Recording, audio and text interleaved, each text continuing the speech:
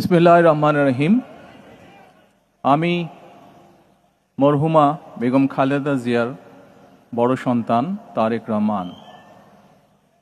আমি আজকে এখানে উপস্থিত সকল ভাইয়েরা এবং বোনেরা যারা উপস্থিত আছেন,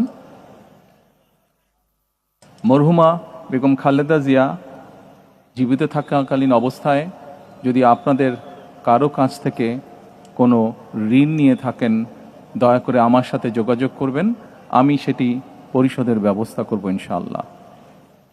একই সাথে উনি জীবিত থাকাকালীন অবস্থায় ওনার কোনো ব্যবহারে, ওনার কোনো কথায় যদি কেউ আঘাত পেয়ে থাকেন, তাহলে মরহুমার পক্ষ থেকে আমি আপনাদের কাছে ক্ষমা প্রার্থী। দোয়া করবেন আল্লাহ তাআলা যাতে ওনাকে বেহেশত দান করেন। আসসালামু আলাইকুম।